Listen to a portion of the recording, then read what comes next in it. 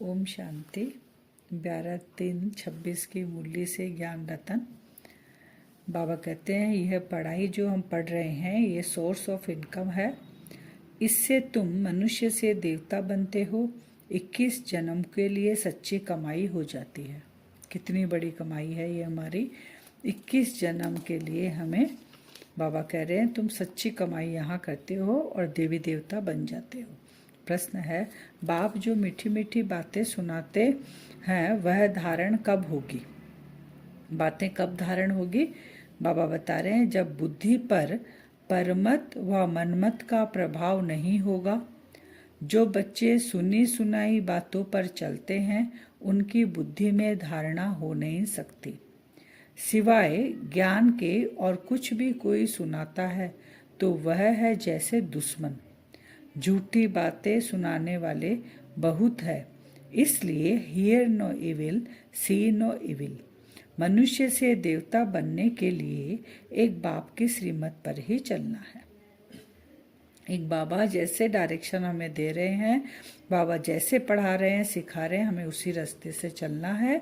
किसी दूसरे की बातों की ओर हमें ना ध्यान देना है और ना सुनना है। फिर गीत है, हमारे तीर्थ न्यारे हैं।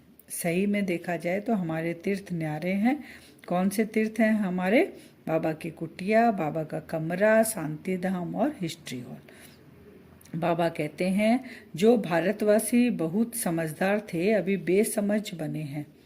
अब प्रश्न उठता है समझदार कौन थे और कब थे? दोनों चीज है कि समझदार कब थे।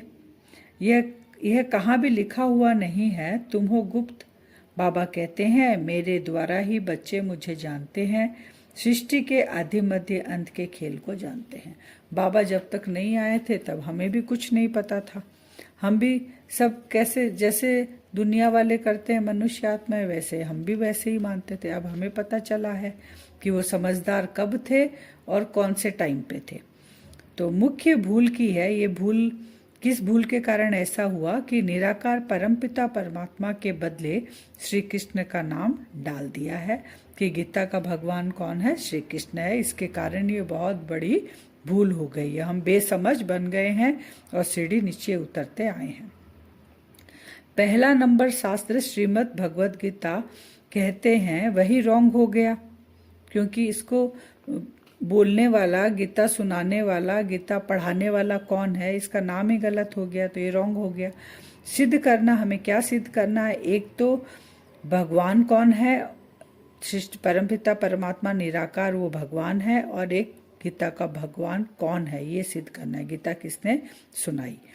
जो ब्राह्मण ब्रह्मा द्वारा परमपिता परमात्मा रचते हैं वही ब्राह्मण फिर देवता बनते हैं, फिर अनेक धर्म हो जाते हैं। अब देवता कौन बनते हैं ये बाबा बता रहे हैं, केवल ब्रह्मा मुख वंशावली ब्राह्मण ही बनेंगे। फिर बाबा कहते हैं उसके बाद द्वापर युग में फिर 3 धर्म और आते हैं, तो उसके लिए बाबा कहते हैं 3 धर्मों की ट्रिब्यूनल है।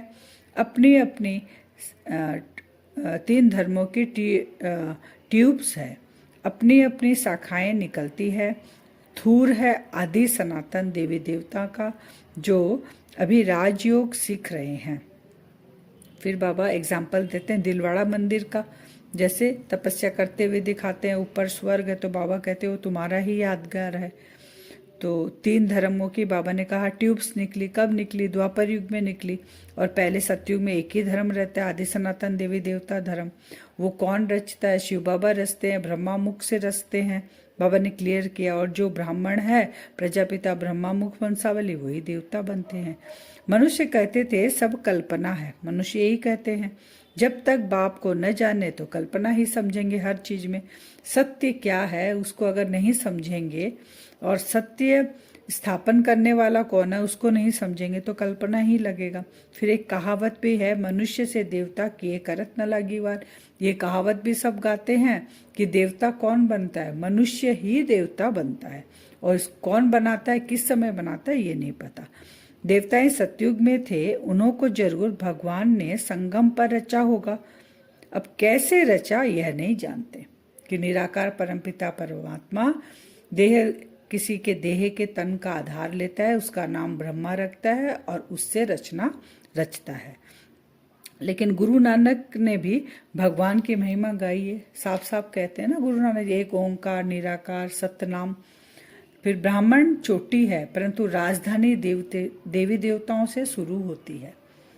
ब्रह्मा को भी अभी बाप द्वारा मालूम पड़ा, तुमको भी अब सबको बताना है। जैसे ब्रह्मा को पता चला, ब्रह्मा बाबा से हमको पता चला, अब हमको सबको बताना है।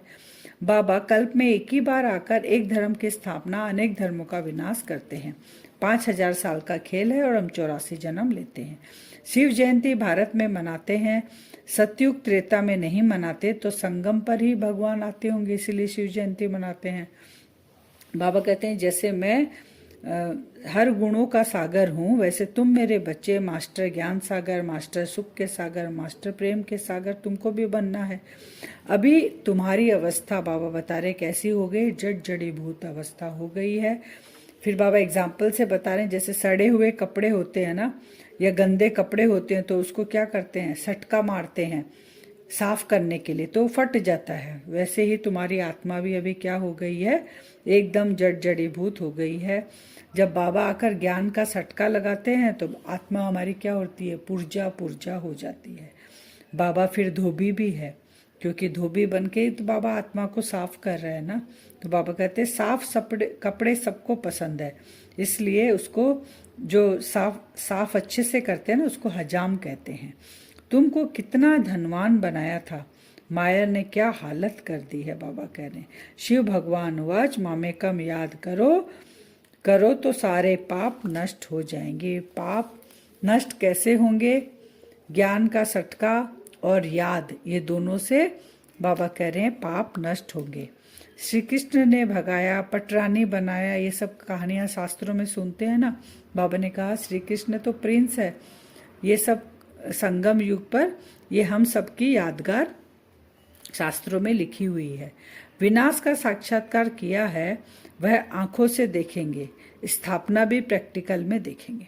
जिसने साक्षात्कार किया, बाबा ने कहा वो इन आंखों से, अभी तो दिव्य दृष्टि से साक्षात्कार किया है, लेकिन लास्ट में स्थूल आंखों से क्या देखेंगे, विनाश का भी देखेंगे और स्थापना का भी, दोनों आंखों से देखेंगे।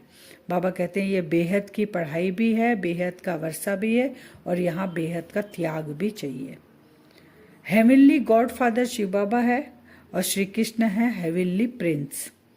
आज का वरदान है, मेंपन के बोझ को समाप्त कर प्रत्यक्ष फल का अनुभव करने वाले बालक सो मालिक भव। अब सिर्फ निमित्त समझकर कनेक्शन पावर हाउस से जोड़कर बैठ जाओ। क्या करना है, निमित्त बनकर पावर हाउस से कनेक्शन जोड़कर बैठ जाओ।